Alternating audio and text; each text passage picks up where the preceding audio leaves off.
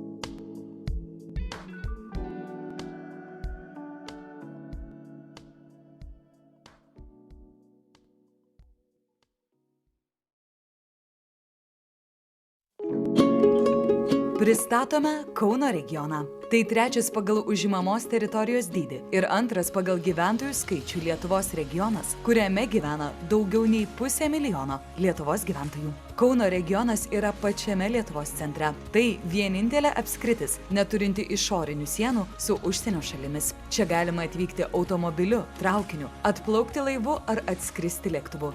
Visi keliai veda į Kauno regioną.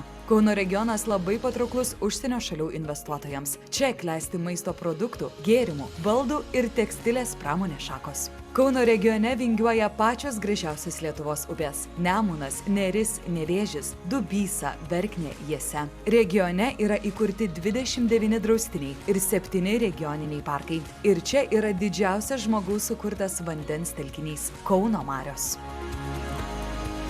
Kauno regioną sudaro 8 savivaldybės – Kauno, Kėdainių, Kaišiadorių, Jonavos, Prienų, Raseinių rajonų, Kauno miesto ir Birštono.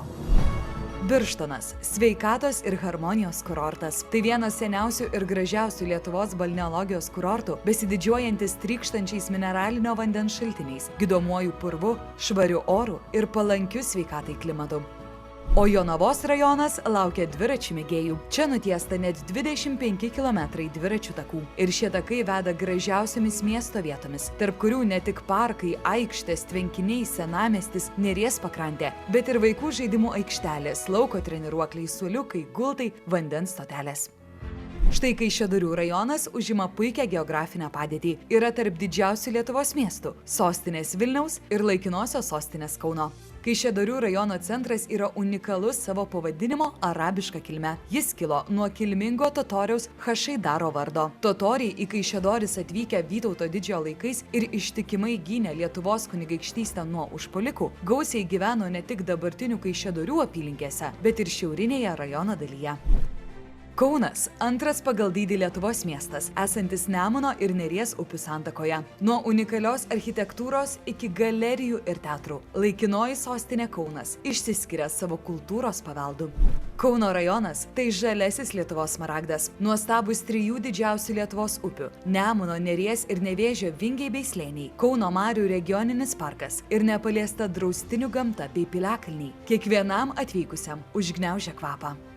Štai Kėdainių rajone, Ruoščių kaime, yra oficialiai nustatytas Lietuvos geografinis vidurys. Jį žymi didelis laukų akmuo su prigludusiais dar 2 akmenimis, simbolizuojančiais Žemaitiją ir Aukštaitiją. Kėdainiai – vienas iš 7 Lietuvos miestų, turinčių unikalų istorijos ir urbanistikos paminklą – senamiestį. Kėdainių senamiestį puošia pastatai datuojami nuo 15 iki 19 amžiaus, o 17 amžiaus viduryje čia susiformavo net 6 turgaus aikštės. Vienintelis toks urbanistikos reiškinys Lietuvoje. Prienų rajono centras – Prienų miestas. Didesnioji miesto dalis išsistačiusi kairiajame, mažesnioji – dešiniajame Nemuno upės krante. Nuo Prienų pasiekti Kauną galima plentu nuvažiavus 30 km, o Nemunu nuplaukus 80 km. Čia yra įkurtas Nemuno Kilpų regioninis parkas, o krašto aviaciją reprezentuoja Pociūnų aviaturizmo centras. Istorinę Prienų praeitį liudija išlikę kultūros paminklai. Vien tik archeologijos paminklų – piliakalnių, senkapių, pilkapių, mitologinių akmenų – čia suskaičiuojama beveik 100.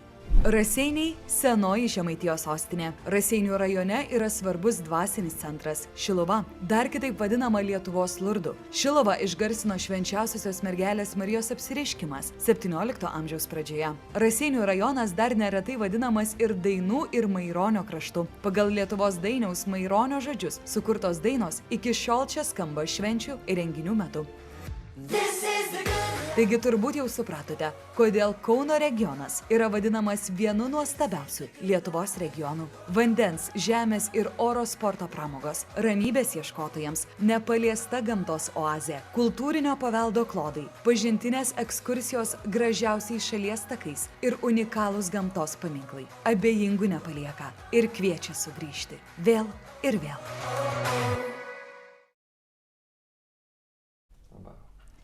Labą dieną visiems susirinkusiems į šios dienos susitikimą. Kaip matėt, visi keliai veda į Kauną, tiek orų, tiek žeme, tiek vandeniu. Noriu prisistatyti, atstovauju Kauno regiono plėtros agentūrą Lina Misiukevičienė ir šalia manęs yra kolegė projektų vadovė Gaila Tulušienė. Labą dieną. Šiandien su mumis nuotoliniu būdu jungiasi Kauno regiono plėtros tarybos administracijos direktorė Simona Stočkienė ir Labą dieną. Pristatydami šiandien Kauno regiono plėtros funkcinės zonos strategiją, strategijos projektą, norim pasidalinti įžvalgomis, bet pradėti nuo politikos, kodėl reikalinga ta funkcinė zonos strategija ir kaip viskas čia rutuliojasi valstybiniu mastu, tai sutiko informaciją pateikti ir pasidalinti savo mintimis ir žiniomis Simona Stočkienė, Kauno regiono plėtros tarybos administracijos direktorė. Galima. Taip, Simona, žodis jums. Ačiū labai. Gerbiama Lina jau pristatė. Esu Simona Stočkienė, Kauno regiono plėtros tarybos administracijos direktorė. Ir šiek tiek padarant įžangą apie tai, kodėl tas funkcinių zonų bendrai pratimas mums visiems yra svarbus, tai norėčiau jums ir pristatyti nacionalinę regioninę politiką, kaip mes čia veikiame, naujuoju ES finansavimo laikotarpiu. Ar gerai matosi skaidrės, paprašysiu gal kolegės padėti ir viskas gerai? Įrankiai matosi, jeigu galima padaryti. Pabandysim, atsiprašau, dar kartą. Ar dabar gerai? Dabar gerai. Ačiū.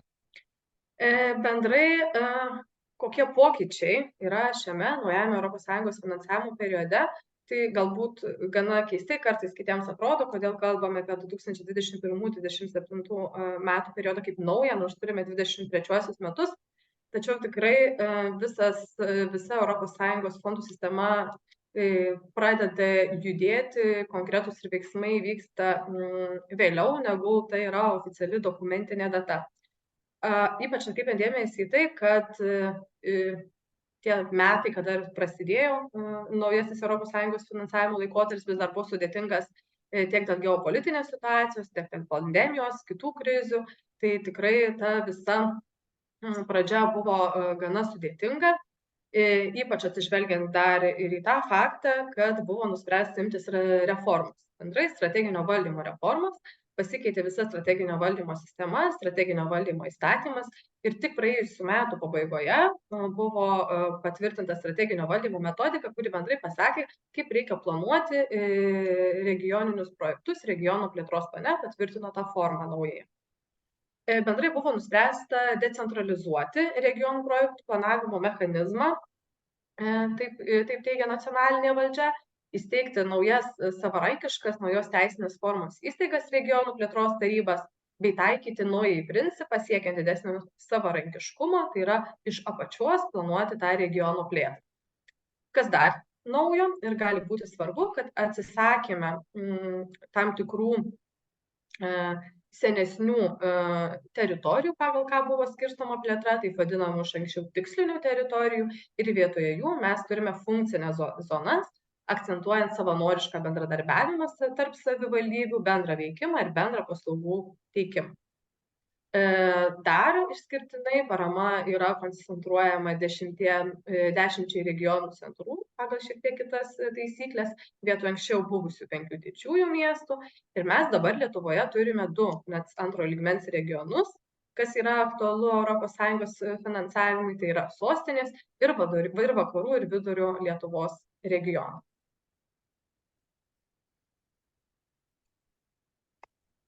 Strateginis planavimas dažnai yra sakoma, kad pasikeitė tas, kaip ir minėjau, principas iš viršaus, jis anksčiau buvo daugiau dedikuojamas nacionalinės valdžios, o dabar stengiamasi pereiti į tą momentą, kai pačios savivaldybės, regionas jau planuoja savo poreikius, tiesiog naudojantis kitą visą schemą, kaip mes veikiame.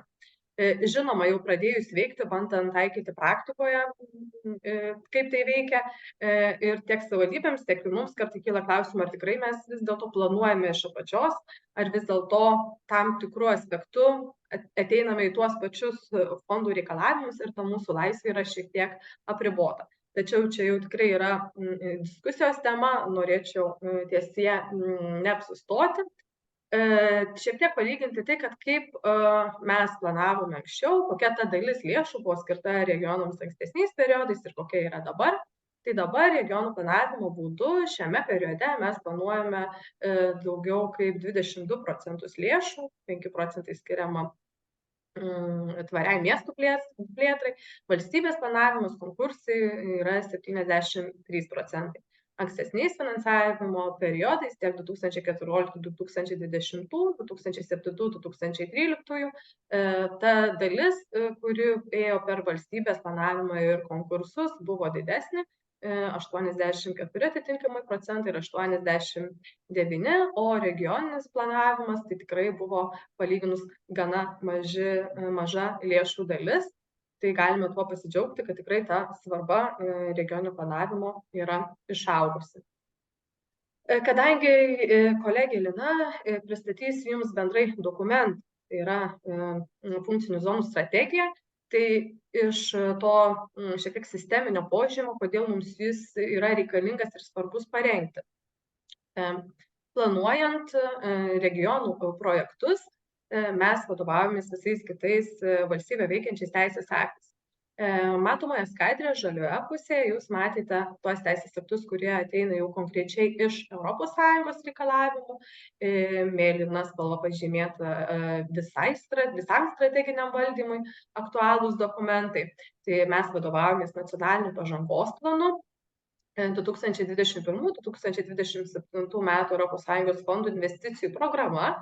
Ši programa yra taikoma 4 fondams ir čia mes nekalbame apie žemės ūkio plėtros programą, būtent tik tai apie investicijų plėtros programą. Ministerijos rengia savo plėtros programas, planuoja investicijas pagal problemas. Yra parengta regionų plėtros programa, kuri yra mums labai aktuali, kur nustatytos pačios didžiausios ir esminės regionų problemos, galimi jų sprendimo būdai, priemonės, siekiami rodikliai. Taip pat ministerijos rengia regioninės pažangos priemonės finansavimo gaires, kuriuose nustato būtent reikalavimus, į ką turi atsižvelgti savivaldybės, atitinkamai regionų plėtros taryba, planuodamos projektus. Yra iš viso 14 priemonių planuojamų šiuo būdu pagal 6 ministerijų numatytas lėšas jų pačių, būtent ministerijų plėtros programose. Ir tada mes projektus suplanuojame regionų plėtros plane, kiekvienas regionas 10 regionų plėtros tarybų veikia, 10 regionų plėtros planų ir atitinkamai kuria savo regioninės pažangos priemonės pagal tai, kokias nusistatė problemas ir kaip planuoja šalinti tų problemų priežastis. Funkcinės zonos ir tvarios miesto plėtros strategijos yra reikalavimas iš pačio aukščiausio lygmens, yra atėjęs iš reglamento nuostatų. Vėliau atsiradęs 2021-2027 metų ES fondų investicijų veiksmų programoje pagal 5. prioritetą piliečiams artimesnė Lietuva, siekiant bendrai įgyvendinti projektus. Kaip išankstinė sąlyga būtina įgyvendinti, jeigu norima pasinaudoti ES finansavimu pagal konkrečias priemonės, šis reikalavimas turėti funkcinios zonos ir tvarios miesto plėtros strategiją atsiranda iš regionų plėtros programos.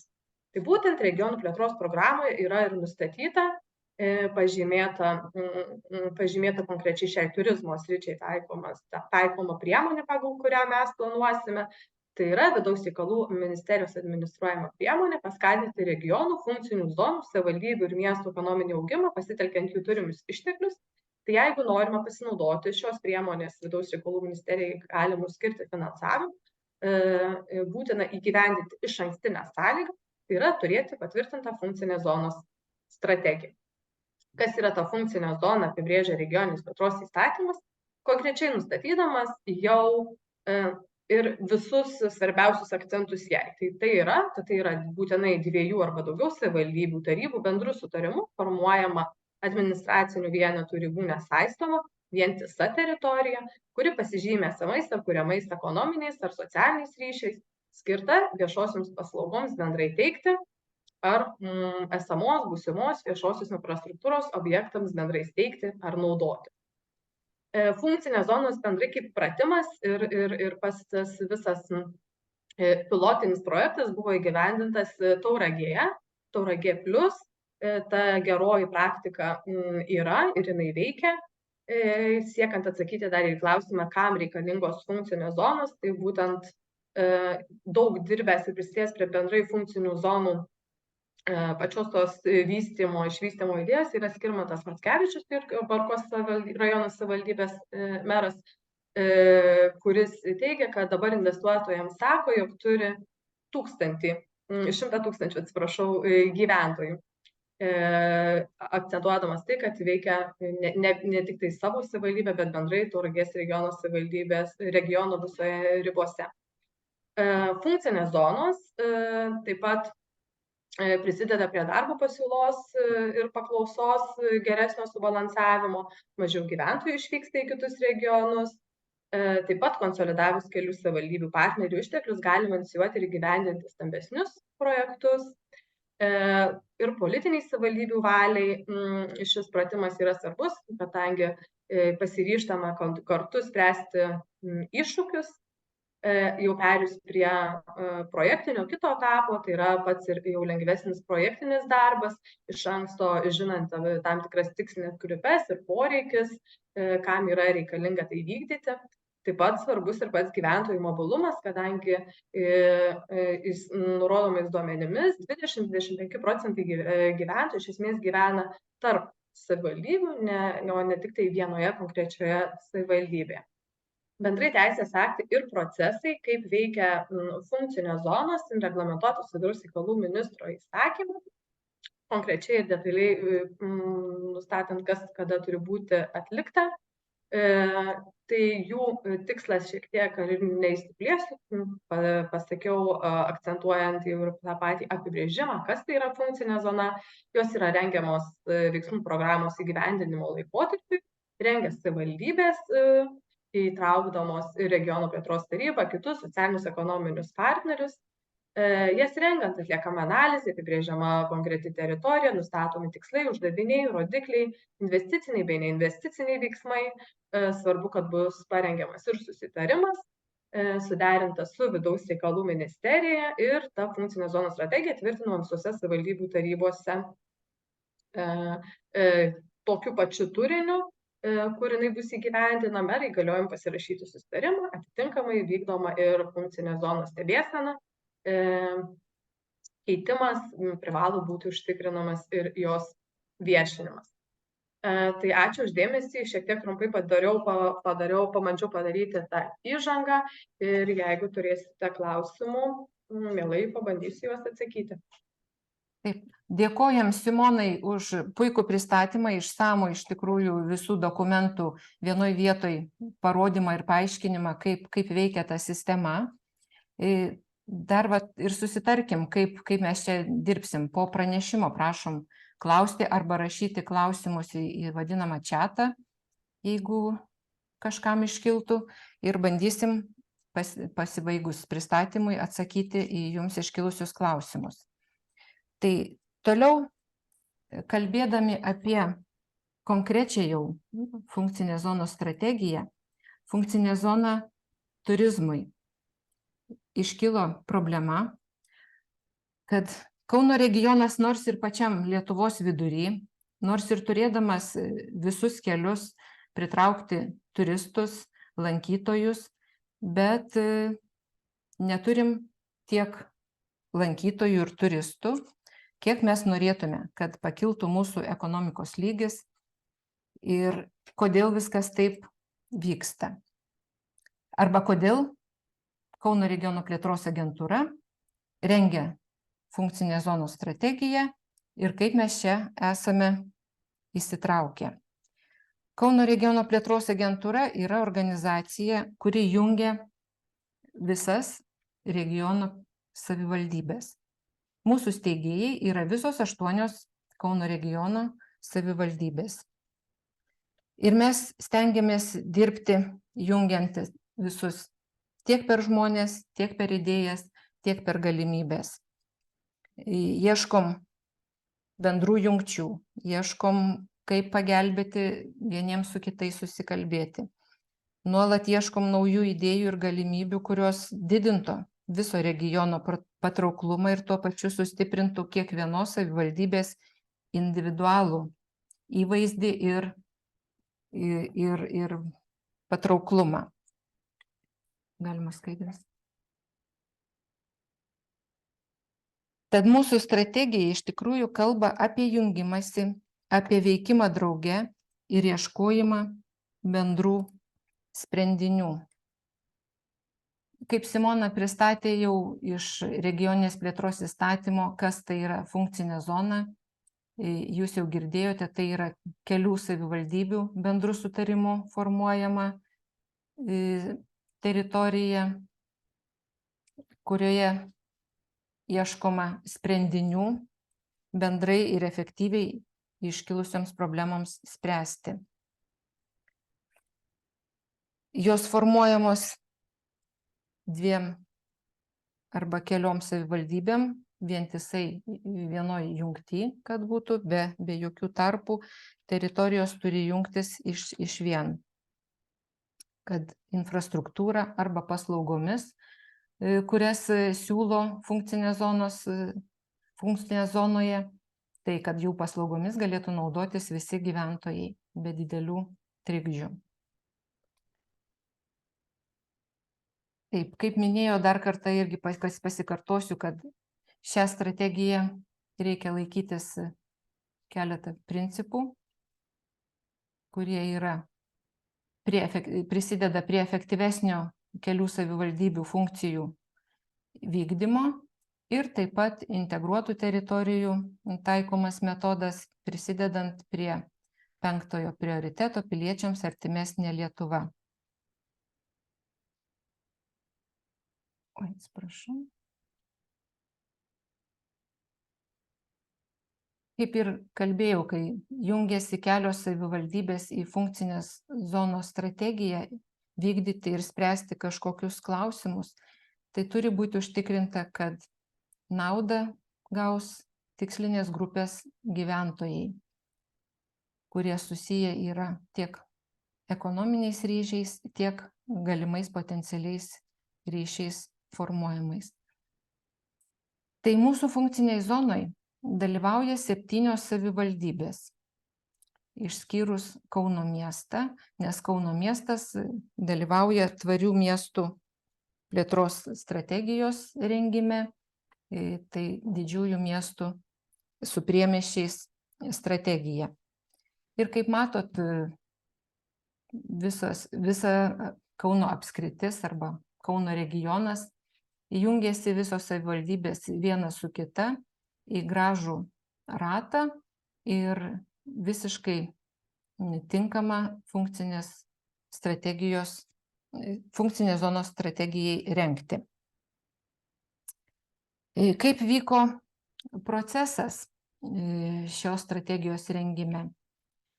Iš tikrųjų daug darbo įdėjo Kauno regiono plėtros taryba, kuri organizavo susitikimus savivaldybių tiek specialistams, tiek vadovams, susitikimus ir su vidaus reikalų ministerijos atstovais, ir su centrinės valdymo projektų agentūros atstovais. Vyko aiškinimasis ir aiškinimas, kaip reikia rengti kas tai yra ta funkcinė zona. Visi mokėmės bendrai ir bendras rezultatas yra tai, kad savivaldybės sutarė, kad 7 savivaldybės turi vieną problemą, ar ne, išsigryninom per silpnybės ir stiprybės, kur mes stiprus ir silpni, ir išėjom į problemą, kad netolygus turistų srautų pasiskirstimas regiono teritorijoje bei mažas regiono turistinio potencialo žinomumas. Vyko susitikimai ne tik savivaldybių darbuotojų ar vadovų, taip pat vyko susitikimai ir kūrybinės dirbtuvės, kurias organizavo Kauno regiono plėtros agentūra ir kurios metu mes ieškojom sprendinių, ieškojom problemų, kokios priežastys iškelia tas problemas. Tai buvo priimtas toks bendras sutarimas, kad priežastys atsiradusios yra iš to, kad turizmo sektorius vystomas labai fragmentiškai. Trūksta kompleksinio požiūrio ir bendro požiūrio į šiuolaikišką ir turistui patrauklę infrastruktūrą turistiniuose objektuose. Taip pat trūksta inovatyvių sprendinių bei aktyvaus bendradarbiavimo tarp savivaldybių, dalymosi patirtimi ir dalymosi informacija, kokie turistiniai objektai, kokie maršrutai galėtų jungtis ir būti regioniniais maršrutais. Čia noriu paminėti, kad turizmo funkciniai zonos problemoms spręsti mes neturim pinigų turizmo objektams tvarkyti. Pinigai skiriami tik tai prieigoms, prieiti prie turistinių objektų ir susitvarkyti privažiavimo kelius arba lankytino objekto prieimo laiptus, pritaikant visų grupių žmonėms, taikant universalaus dizaino elementus, kad lankytinas objektas būtų prieinamas visiems. Ir tas visiems prieinamumas, arba kaip mes čia išskiriam tą turistą ir lankytoją, dažnai buitiškai mes keliautoją, turistą ir lankytoją laikom kaip sinonimus. Bet iš tikrųjų turizmo įstatymas apibrėžia 3 skirtingas grupes ir įvardyja, kad keliautojas tai yra fizinis asmuo, kuris įsigyja turizmo paslaugų rinkinį, tai yra organizuoto turizmo atstovas. Turistas yra tai toks asmuo, kuris naudojasi ar siekia pasinaudoti apgyvendinimo arba apgyvendinimo ir kita turizmo paslauga. O lankytojas yra tik fizinis asmuo, kuris tik lanko turizmo išteklius, naudojasi jais, bet nesinaudoja apgyvendinimo paslaugom. Tai kai kalbam apie turizmą ir apie turistus, reikia visada suprasti, ką mes norim, kokį lankytoją pritraukti, kokį turistą ar keliautoją, kuris keliautojas gali būti ir lankytojas tik tai atvykti vienai dienai ir išvykti, bet gali būti ir turistas, kuris lieka nakvoti. Kodėl kalbu apie tai? Todėl, kad turistas tai yra tas asmuo, kuris duoda ekonominę naudą. Nes kiekvienas atvykstantis turistas atveža pinigų ir palieka tam rajone, toj vietoviai, kurioje jis lieka nakvoti, lankytis turistiniuose objektuose, maitintis ar naudotis kitokiom turizmo paslaugom. Šiuo metu 40% atvykstančių turistų lankosi Kaune, yra pažymima, arba 30% Birštone. Tose vietovėse, kurios turi didžiausią patrauklumą turizmui ir daugiausia apgyvendinimo vietų, kur gali suteikti nakvynę. Kituose rajonuose mes, kai kalbėjom ir pristatymą darėm gyventojams, bendruomenėms, akcentavome tai, kad reikia susirūpinti, priimti pavienius turistus, ne tik tai, kad didelės grupės, kurios važiuoja galbūt į didesnius miestus, nes aš suprantu, kad mažose miesteliuose nėra tiek viešbučių, bet kaimo turizmo sodybos turėtų priimti pavienius turistus apgyvendinti, o ne vien tik tai suteikti švenčių paslaugas. Taip, ir iš to išėjom į strategijos tikslą, kad reikia didinti regiono turistinį patrauklumą bei gerinti viešųjų paslaugų kokybę ir įvairovę. Tas patrauklumas, pateikiant per pozityvų regiono pristatymą, kaip pačioj pradžioj matėt filmuką, manau, kad kiekvienos savivaldybės atstovai atpažino savo gražiausias arba reprezentatyviausias vietas ir tikrai pasidžiaugėt, nors filmukas yra parengtas jau senokai, pasikeitusios yra kiekvienam rajone situacijos, pagražėja, bet mes patys savo esam gražus, bet aplinkiniams dar turim daug pateikti informacijos ir daug padirbėti. Čia kalbu iš patirties, nes ne vienus metus dalyvaujam turizmo parodose užsienyje, kad ir toj pačioj artimiausioj kaimyniniai Lenkijoje. Tai vakarų pusėj žmonės negalvoja taip apie mus gerai, kaip mes apie save. Jiems dar kyla klausimas ir klausia, gal mums atvykti į Lietuvą reikalingos vizos. Tai turim visi bendrai suremti pečius ir pasirodyti geriausių savo pavidalų, ką mes turim, ką mes darom, ir pristatyti plačiau savo regioną, o tuo pačiu sustiprinti kiekvieno rajono turistinį patrauklumą.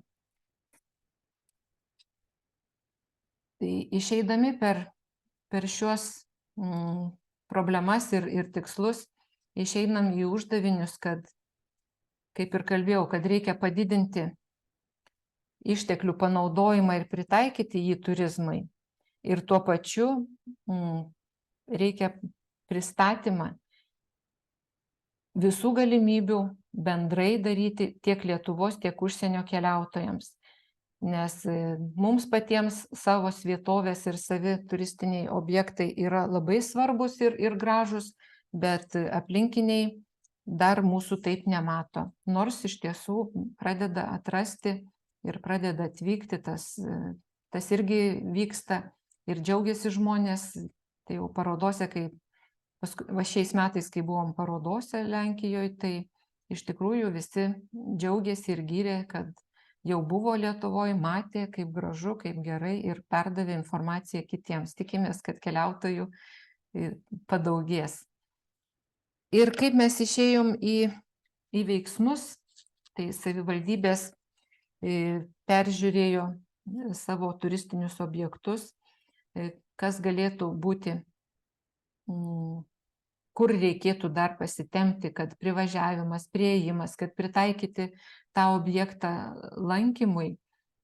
Tai išsidėliojo tokias keturis veiksmus didelius, bet turistiniai objektai tai pasiskirstė taip tokias 3 grupės: per vandenų pritaikymą turizmo poreikiams, istorinių ir kultūrinių vietovių pritaikymą ir gamtos objektų pritaikymą lankymui.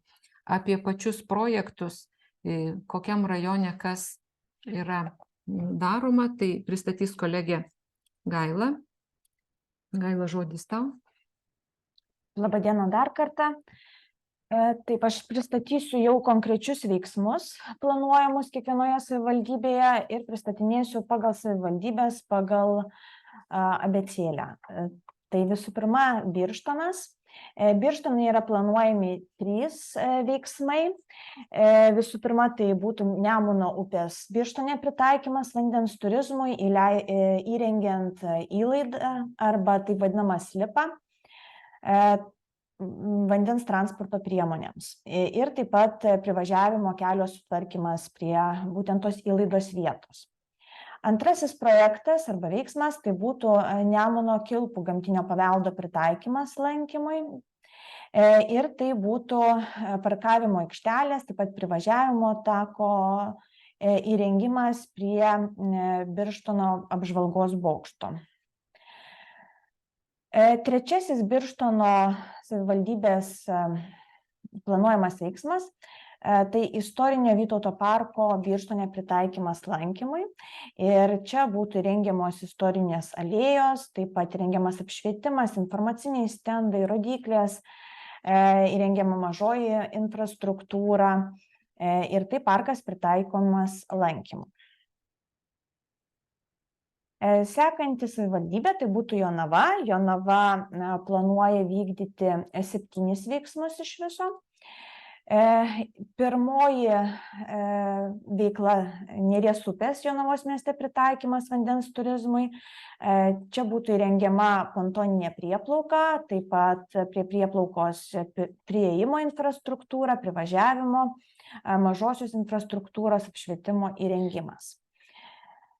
Antrasis Jonavos veiksmas Joninių pirmojo tvenkinio pritaikymas lankymui, tai būtų įrengiamos atskiros zonos su skirtingomis funkcijomis, taip pat išplėstas pėsčiųjų dviračių pėsčiųjų takų tinklas, įrengiamos poilsio apžvalgos aikštelės, mažoji infrastruktūra. Trečiasis Jonavos projektas, tai Jonavos kultūros centro pritaikymas lankymui ir čia būtų įrengiama mašinų stovėjimo aikštelė, jis sutvarkyta ir pritaikyta pagal universalaus dizaino principus. Dar vienas Jonavos veiksmas - Skarulių Šventosios Onos bažnyčios pritaikymas lankymui. Ir čia būtų sutvarkyta pramonės gatvės atkarpa, įrengiant dviračių, pėsčiųjų takus, taip pat automobilių stovėjimo aikštelę prie bažnyčios ir taip pat, žinoma, viską pritaikant žmonėms su negale. Sekantis Jonavos objektas tai būtų 3 piliakalnių pritaikymas lankymui - Laukagalių, Lokės, Gudžiūnų. Prie piliakalnių būtų atvestos dviračių ir pėsčiųjų takų atkarpos, taip pat įrengtos poilsio aikštelės, mažoji infrastruktūra įrengiama, apšvietimas. Sekantis veiksmas tai būtų Jonavos miesto Joninių slėnio pritaikymas lankymui. Čia taip pat būtų išplėstas pėsčiųjų ir dviratininkų takų tinklas, įrengtos aikštelės keliose vietose, tai šiuo atveju čia būtų net 2 automobilių stovėjimo aikštelės įrengiamos. Taip pat, žinoma, mažoji infrastruktūra ir viską pritaikant universalaus dizaino principams. Ir dar vienas Jonavos objektas, tai būtų Taurastos parko pritaikymas lankymui ir šiame objekte būtų įrengiami privažiavimo keliai, automobilių stovėjimo aikštelės, taip pat dviračių ir pėsčiųjų takai. Kaišiadorių rajono savivaldybė planuoja vykdyti 3 veiksmus pagal turizmo srityje ir tai visų pirma būtų Žiežmarių sinagogos pritaikymas lankymui, įrengiant automobilių stovėjimo aikšteles ir privažiavimo kelią. Antrasis veiksmas tai būtų Budelių ir Maisiejūnų piliakalnių pritaikymas lankymui. Čia abiejose piliakalniuose būtų sutvarkomi laiptai, taikant universalaus dizaino principus, automobilių stovėjimo aikštelės, įrengiamos pavėsinės, mažoji infrastruktūra. Trečiasis Kaišiadorių rajono savivaldybės veiksmas tai Girelės miško pritaikymas lankymui. Čia būtų rengiami mažosios architektūros elementai, informaciniai stendai, pontoniniai tilteliai, krypčių rodyklės, taip pat pažintinės stotelės. Kėdainių rajono savivaldybė planuoja vykdyti 5 veiksmus. Tai visų pirma, Kėdainių liuteronų evangelikų bažnyčios pritaikymas lankymui, įrengiant geriamojo vandens kolonėlį ir šalto rūko generatorių. Toks pat labai panašus veiksmas bus vykdomas ir prie sinagogų komplekso Kėdainių mieste, tai čia taip pat geriamojo vandens kolonėlė ir šalto rūko generatorius bus įrengiamas. Trečiasis veiksmas senojo uosto prie Nevėžio upės Kėdainių mieste pritaikymas lankymui ir šiuo veiksmu bus įrengiami mažosios infrastruktūros elementai. Ketvirtasis Kėdainių rajono savivaldybės veiksmas Kėdainių senamiesčio Janušavos aikštės pritaikymas lankymui ir čia bus sutvarkyti laiptai, pritaikant juos neįgaliesiems, taip pat įrengti mažosios infrastruktūros elementai. Ir dar vienas kompleksinis veiksmas Kėdainių rajono savivaldybėje, tai Česlovo Milošo gimtinės bei Nevėžio slėnio pritaikymas lankymui. Čia bus įrengiami mažosios infrastruktūros elementai, taip pat įrengiami stendai, regyklos, informacinės rodyklės. Prienų rajono savivaldybė planuoja vykdyti 4 veiksmus iš turizmo srities. Pirmasis veiksmas tai Šaltinių ir Revuonos upelio Prienų mieste pritaikymas lankymui ir bus pritaikyti lankymui įrengiant priėjimus, laiptelius, tiltelius, aikšteles, apšvietimą, pavėsinės, informacinius stendus ir mažosios architektūros elementus Šaltiniai Prienų mieste, taip pat Revuonos upelis. Dar vienas veiksmas tai Balbieriškio dvaro parkas Prienų rajone ir jo pritaikymas lankymui. Čia bus įrengti takai su mažosios architektūros elementai, apšvietimas ir tilteliai. Trečiasis Prienų savivaldybės veiksmas tai Prienų miesto istorinės dalies, Nemuno upės bei karinio miestelio pritaikymas lankymui. Ir tai yra labai kompleksinis veiksmas. Jo metu bus įrengtas pėsčiųjų dviračių takas nuo Kęstučio paminklo iki paukščių stebėjimo vietos ir ši atkarpa tako įsijungs jau anksčiau įrengtus pėsčiųjų dviratininkų takus ir sudarys visą pažintinį maršrutą Prienų mieste. Taip pat prie karinio miestelio Prienų mieste bus įrengta automobilio stovėjimo aikštelė, mažosios architektūros elementai. Taip pat ir pėsčiųjų dviračių takas, kuris vėlgi įsijungs į bendrą dviračių pėsčiųjų takų tinklą Prienų mieste. Ketvirtasis Prienų rajono savivaldybės veiksmas tai yra 9 piliakalnių bei Surmiaus ežero pritaikymas lankymui. Ir visuose piliakalniuose bus vykdomas labai panašios veiklos, tai stovėjimo aikštelės, įrengiamos pėsčiųjų takai, nuo automobilių stovėjimo aikštelių iki piliakalnių, taip pat mažosios architektūros elementų, pavėsinių įrengimai. Raseinių rajono savivaldybė vykdys 7 veiksmus. Pirmasis veiksmas tai Dubysos upės pritaikymas lankymui net keliose vietovėse. Taip pat Dubysio kaime, Raseinių seniūnijoje, Kalniškių kaime, Lyduvėnų kaime ir Šiluvos seniūnijoje taip pat bus pritaikytas ir Lyduvėnų geležinkelio tiltas lankymui. Tai bus visas sukurtas toks kaip ir maršrutas ties Dubysos upe, įrengiant poilsiavietes, mažąją architektūrą, apžvalgos aikšteles, poilsio vietas.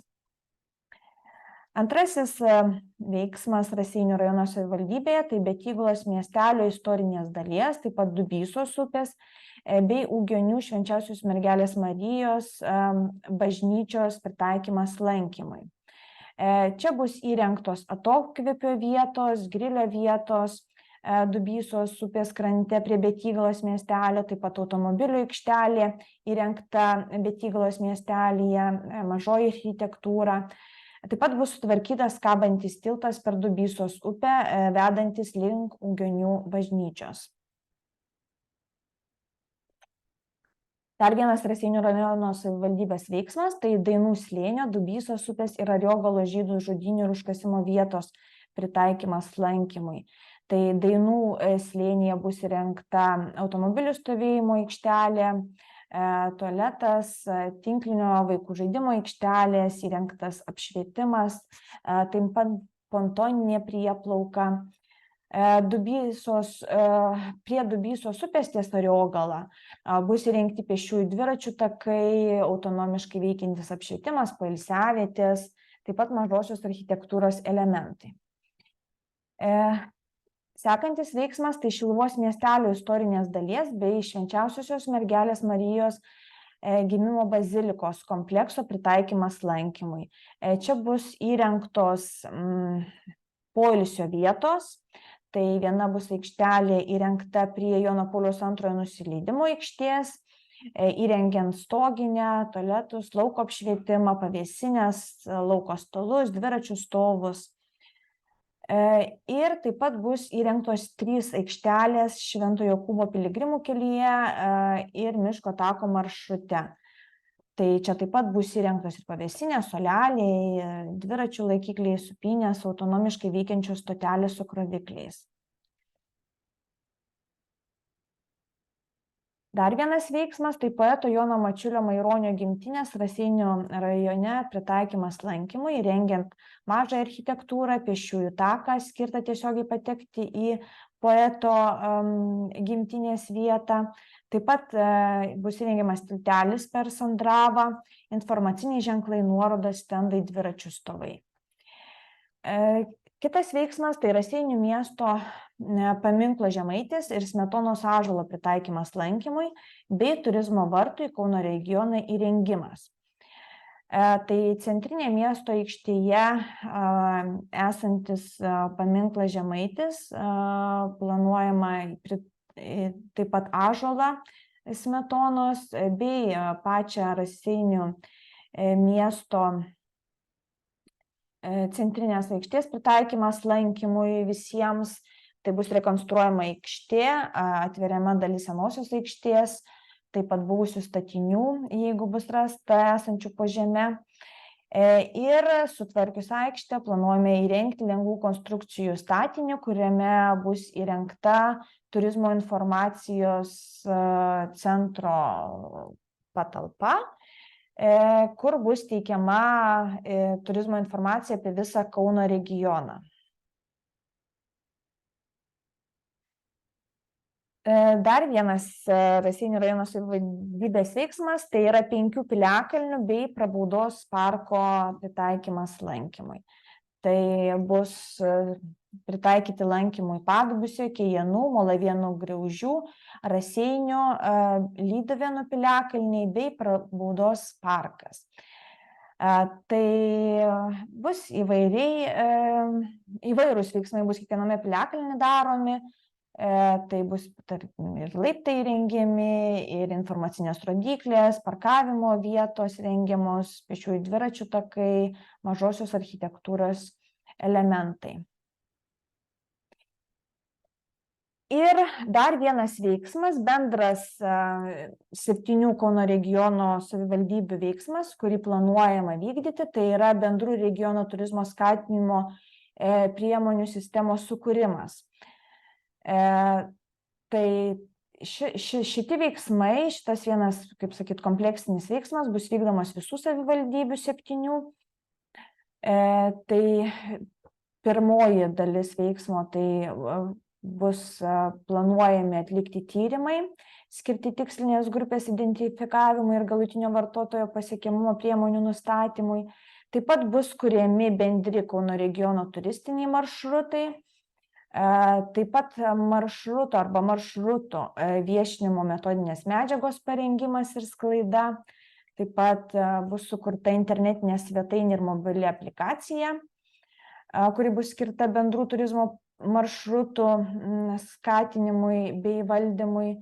Taip pat bus kuriama komunikacijos ir rinkodaros strategija, skirta bendram viso Kauno regiono patirtinio maršruto viešinimui, pristatymui vietinėje bei tarptautinėje rinkose. Taip pat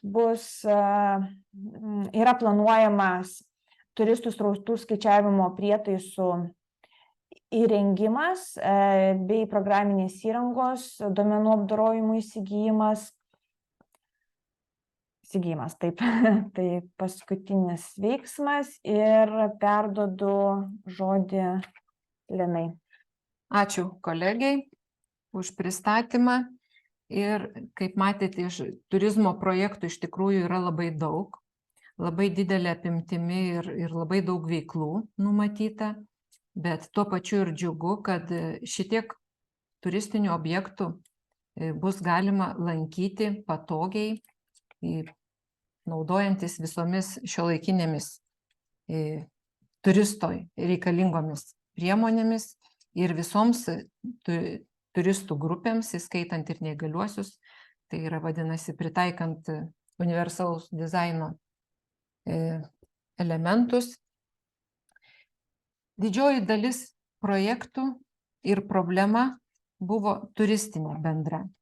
Bet turim dar vieną sritį, kurią savivaldybės iškėlė, kad tai yra neformalus švietimas.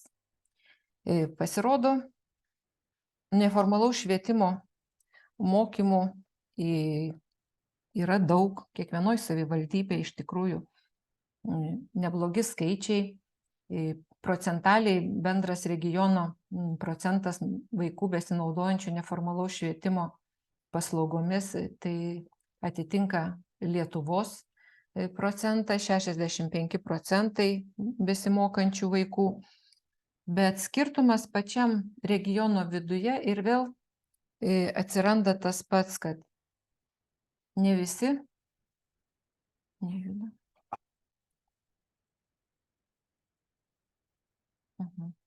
kad ne visi vienodai pasiskirsto. Ir neformalaus švietimo paslaugos didžiausia dalimi yra teikiamos menai, menų paslaugos arba fizinio aktyvumo. O tam, kad ateityje jaunas žmogus galėtų turėti įrankius ateities darbui ir būti naudingas visuomeniai, reikalingos IT arba techninės programos žinios. Ne vieną kartą esat girdėję viešoje erdvėje ir STEAM, ir STEEL tokius pavadinimus, kurie jungia mokslą, technologijas, menus ir matematiką į vieną. Tai ugdymo būdai, kurie padeda jaunam žmogui augti, auginti savo kritinį mąstymą, ieškoti sprendinių, mąstyti, bei moko atsakomybės už priimtus sprendimus.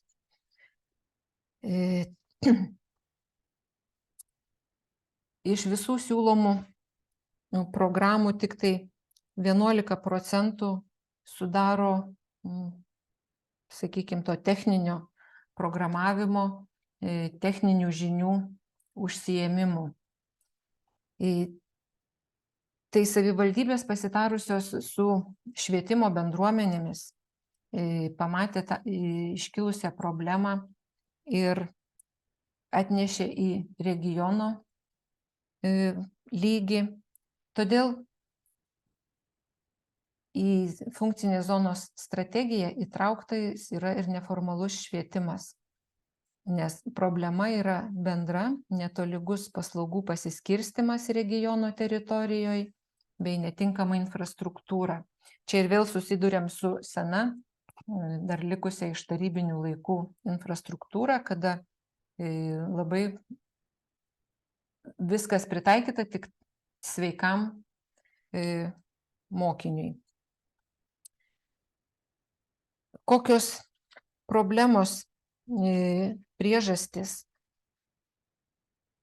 kad paslaugos koncentruojasi miestuose, rajonų arba urbanizuotose labiau teritorijose, tai daugiausia rajonų centruose arba Kauno mieste, o toliau nutolusiose gyvenvietėse arba iš socialiai pažeidžiamų šeimų.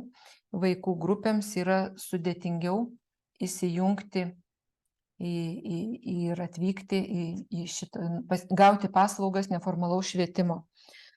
Todėl buvo nuspręsta įjungti į funkcinės zonos strategiją neformalų švietimą, praėjusi per stiprybės ir silpnybės, išsinagrinėjus, kad prie stiprybių galim priskirti nedidelius atstumus tarp savivaldybių, organizuotai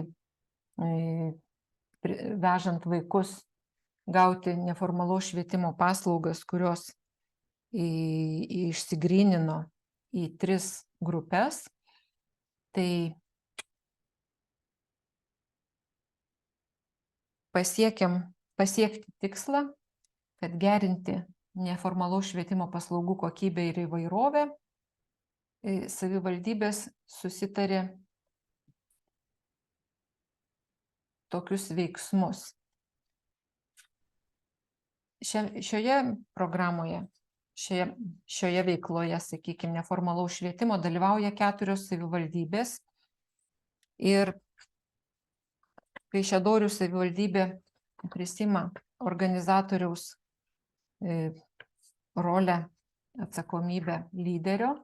Raseinių ir Jonavos savivaldybės bus partneriai edukacinio inžinerinio technologinio klasterio, kurio metu bus sukurta edukacinė platforma, siekiant mokinius supažindinti su STEAM technologija, inžinerinių ir technologinių mokslų praktinio pritaikymo kasdienėje veikloje arba tolesnėje profesinėje veikloje, jeigu kas nuspręstų eiti šiuo keliu. Tai šio projekto metu vyks mokymai, praktiniai užsiėmimai 2 formatu, interaktyviai internetu ir praktinės užduotis atliekant vietoj dirbtuvėse. Kaip žinia, žinių įsisavinimas žmogaus yra labai įdomus. Iš paskaitos žmogus atsimena tik tai ir įsisavina 5% žinių, pats skaitydamas 10%, o darydamas praktinį darbą įsisavina 75% gaunamų žinių. Kita STEAM ugdymo būdas, kitas yra išmaniųjų akademijoje. Tai integruoti užsiėmimai. Čia jau prisideda kalbos žinojimas. Taip pat šie užsiėmimai paremti tyrinėjimu ir technologijų įsitraukimu ir realių problemų sprendimu bei idėjų vystymu ir įgyvendinimu. Taip pat planuojama vystyti įvairius tarptautinius projektus, įtraukiant ir užsienio partnerius. Todėl čia atsiranda kalbos mokymas, užsienio kalbos mokymas ir jos tobulinimas užsiėmimų metu. Dar trečias projektas, kur iškilo vaikų saugaus eismo klausimas ir čia vadovauja šiam projektui Jonavos rajono savivaldybė. Tai saugaus eismo miestelis. Idėja kilo iš poreikio išmokyti vaikus saugiai elgtis urbanizuotose teritorijose.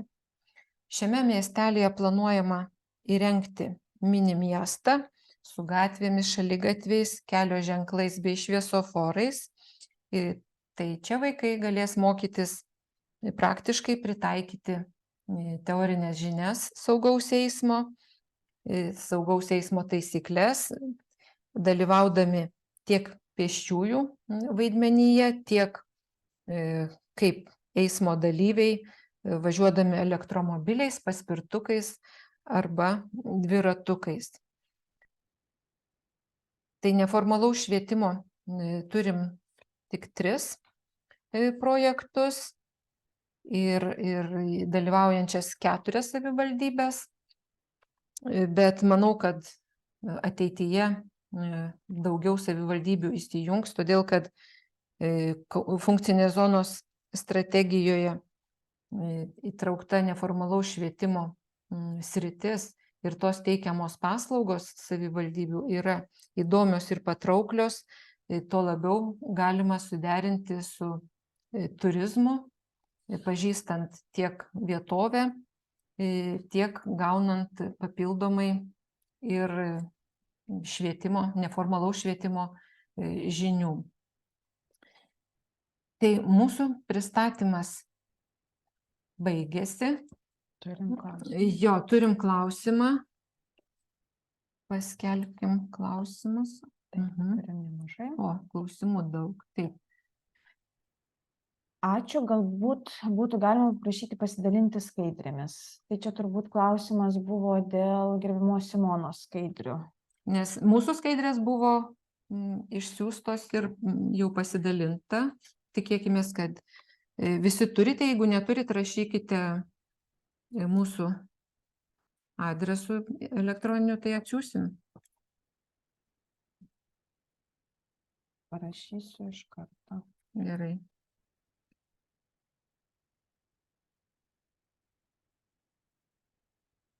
Taip, kitas klausimas. Gal žinote maždaug ir galite nurodyti lėšų poreikį visiems čia išvardintiem veiksmams projektam ir kaip šios lėšos procentiškai pasiskirtų per atskirus rajonus? Funkcinė zona yra regioninė. Mūsų šiuo metu turimom žiniom planuojami projektai yra virš 25 milijonų. Procentiškai aš negaliu atsakyti, kaip jie čia pasiskirsto, kadangi neskaičiuojam, nes tai yra regiono funkcinė zona, ne kiekvienos atskiros savivaldybės. Bet savivaldybės, manau, kad įtraukė tuos projektus arba tuos objektus, prie kurių norėjo sutvarkyti ir kurie yra tinkami finansuoti iš regioninės plėtros fondo. Jeigu reikės, Simona, gal Simona turit kokius skaičius procentinius? Žinokit, ne. Galim pasižymėti ir... Jo, šiuo metu tikrai neturime, bet galima pasižiūrėti. Taip, galima paskaičiuoti. Tik niekas... Čia Lina Šlamienė. Jūs, nežinau, iš kurios savivaldybės atstovaujat. Tai galim visiems atsiųsti užsiregistravus dalyviams. Teisingai. Visą informaciją, tą, kas... Kodėl pasirinkta strategija rengti koncentruojantis tik į dvi galimybės - turizmą ir neformalų švietimą, nors yra galimybė spręsti ženkliai platesnį regiono gyventojų problemų ratą? Kaip pradžioj minėjom, yra išankstinės sąlygos, kad problemos turi būti bendros arba dvi savivaldybės bent turėti tą pačią problemą ir jos savivaldybės turi jungtis teritoriškai. Galbūt tų problemų yra ir daugiau, bet ne visos savivaldybės jungiasi teritoriškai, yra viena šalia kitos ir gali dalyvauti funkcinės zonos strategijoje. Simona gal gali dar papildyti, jeigu...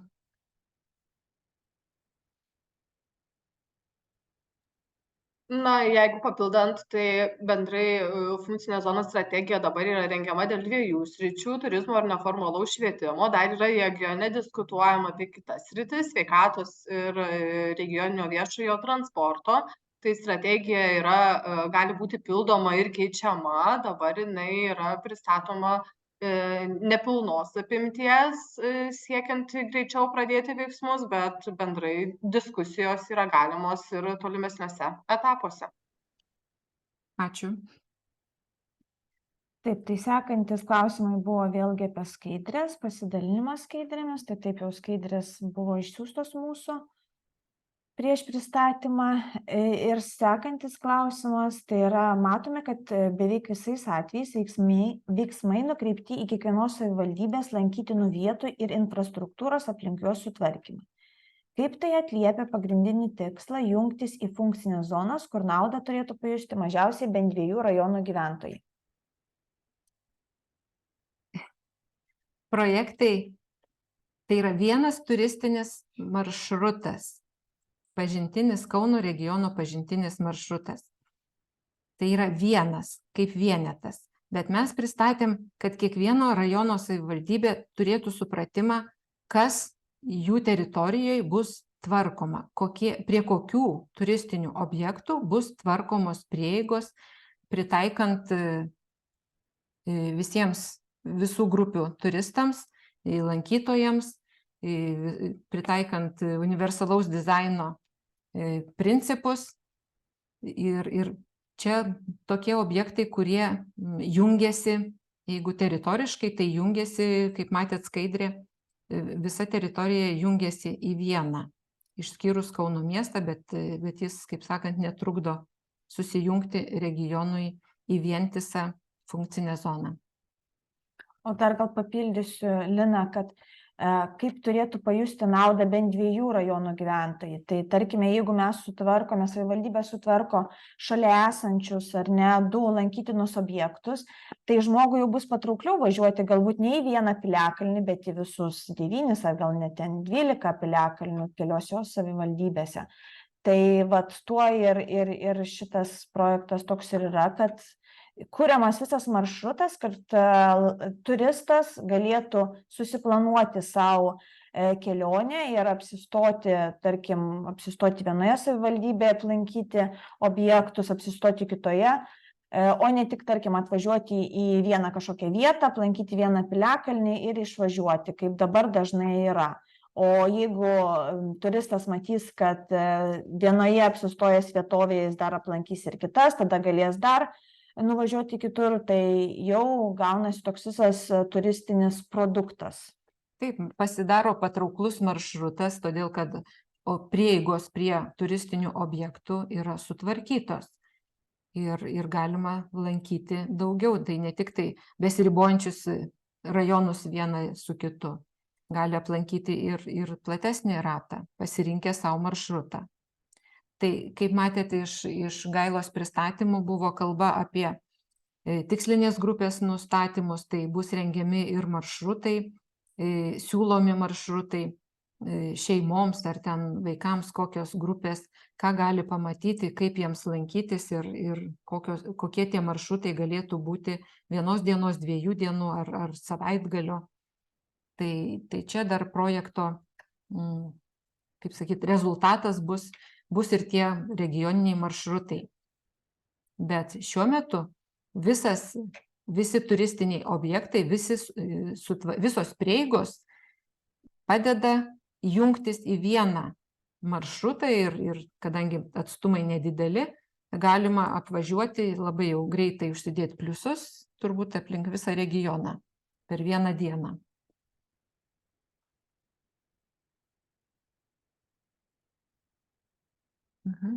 Daugiau klausimų nematome, bent jau pokalbiuose.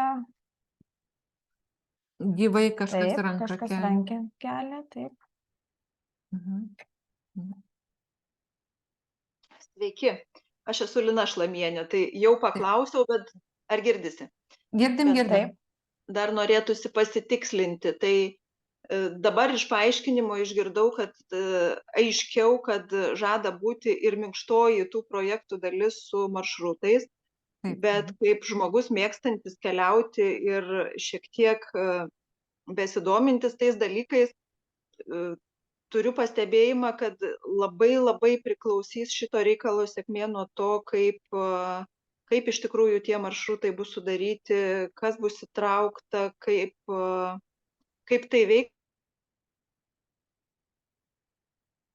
Nes jeigu tai bus koks nors ten.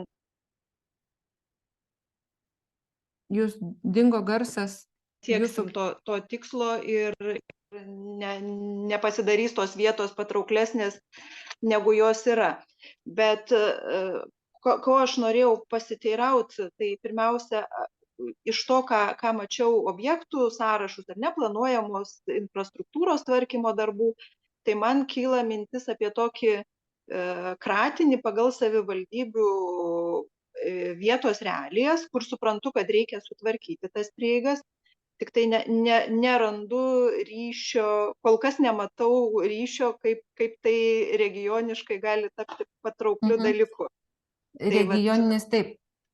Tai vienas klausimas, kaip mes išžaisim tą regioninį patrauklumą. Ir tada kitas klausimas, iškart tikiuosi, kad gerai supratau, kad nepaisant to, kad investicijos bus į dalį projektų, maršrutus sudarant, turbūt bus imamas visas įmanomas spektras rajonuose lankytinų vietų.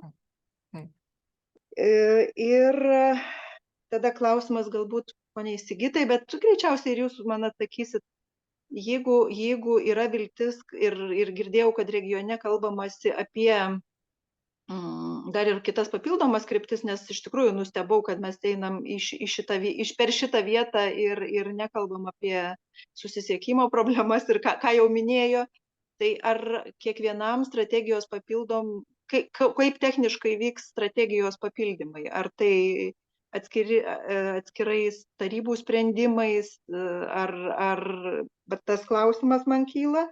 Ir jeigu galima dar vieną dėl neformaliųjų veiklų, vėlgi, kaip realiai fiziškai mes pasieksim tai, kad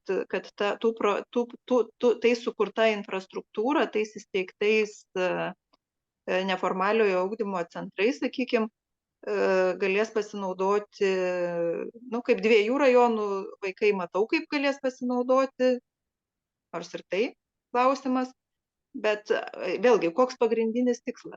Ar sudaryti sąlygas visų regiono savivaldybių vaikams pasinaudoti, ar tų, kurios dalyvauja projekte, ar išlyginti netolygumus. Nes man iš to, ką aš matau, nesuprantu, koks tikslas ir kaip mes jį gal tikrai pasieksim. Nes tarkim, jeigu saugaus eismo miestelis, tarkim, ten dalyvauja Jonava ir Kėdainiai, tai kur bus tas miestelis, kaip jis bus pasiekiamas kitiems, ar ne, arba jeigu STEAM centras Kaišiadoryse, tai kaip tai bus patogu aplinkinių rajonų vaikams ir kaip jie tai pasieks. Ačiū. Pradėsiu nuo neformalaus švietimo klausimo. Tai čia šitie projektai sprendžia tiek pasiekiamumo klausimo, ar ne, kad tos grupės vaikai, kurie negali savarankiškai atvažiuoti, bet juos organizuotai atveš. Tai tos savivaldybės, kurios, matėt, dalyvauja projekte, tai jos ir apsitarė, kad organizuos mokinių atvežimą. Visoms savivaldybėms tos paslaugos yra tinkamos, tik organizuotai įsipareigoti atvežti mokinius nenorėjo savivaldybės prisimti tokių atsakomybių. Tai čia klausimas, ar visiems tinkamos paslaugos. Tikrai atvažiuoja jau ir dabar iš gretimų rajonų, važiuoja į Kėdainius mokytis į tą išmaniųjų akademiją, ten kalbų, iš Raseinių, iš Jonavos. Tėvai, bet veža tėvai asmeniškai vaikus.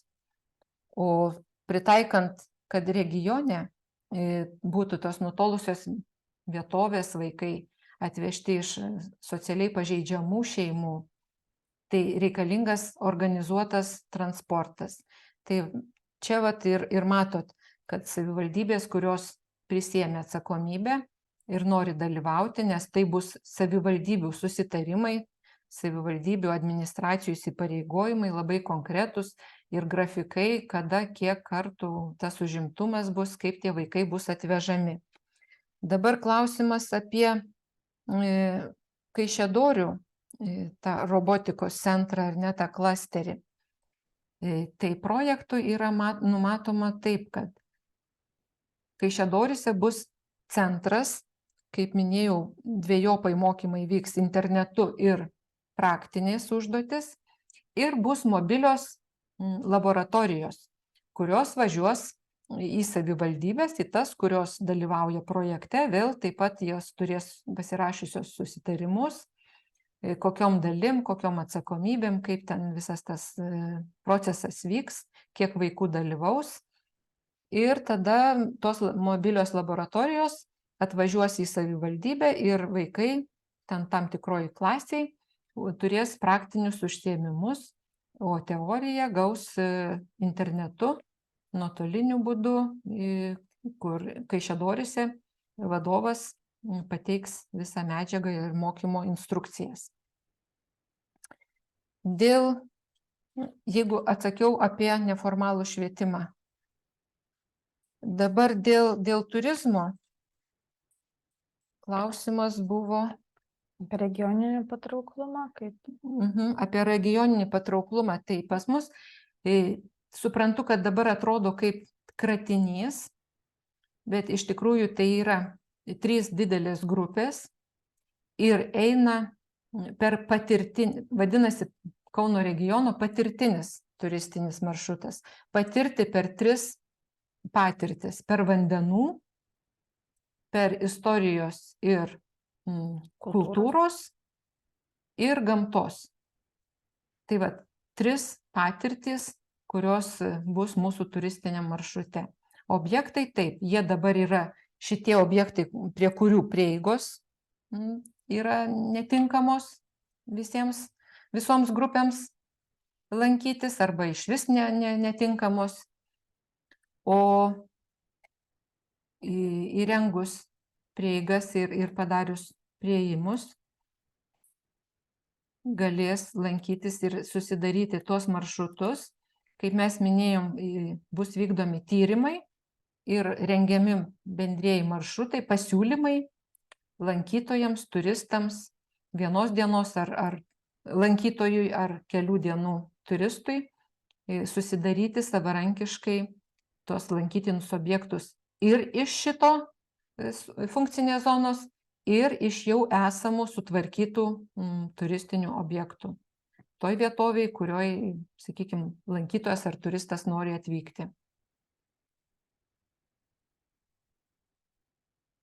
Dar gal turim klausimų?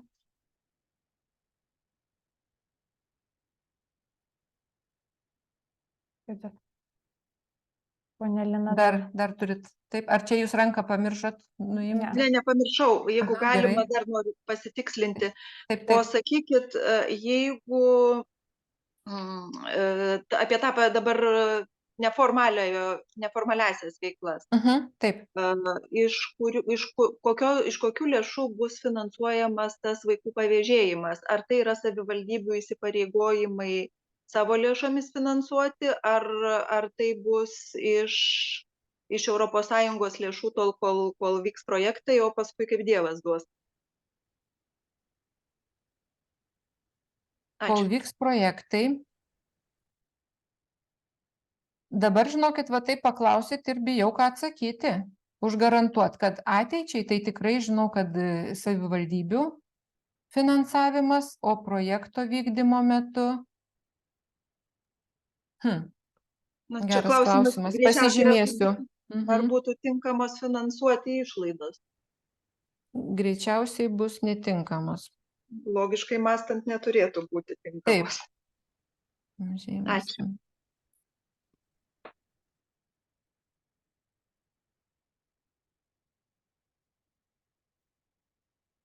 Taip, dar turim klausimų arba pokalbio?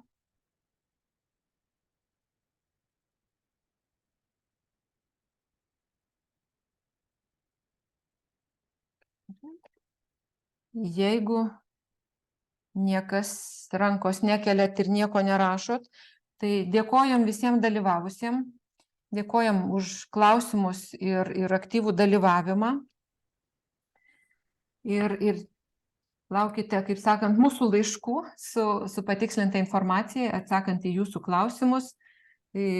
pasidalinsim tiek skaidrėmis, tiek gautą informaciją, kuria jums buvo aktuali. Dėkoju už dalyvavimą. Dar vienas? Ne, viskas. Taip, dėkojam šiandien už jūsų kantrybę ir laiką penktadienio popietę. Ir iki pasimatymų tikimės, kad sėkmingai bus patvirtinta funkcinė zonos strategija, o naujos sritis jos įsilies, jeigu bendri sutarimai bus tarp savivaldybių ir tada procedūros vėl bus tos pačios kaip ir šios funkcinės zonos strategijos rengime.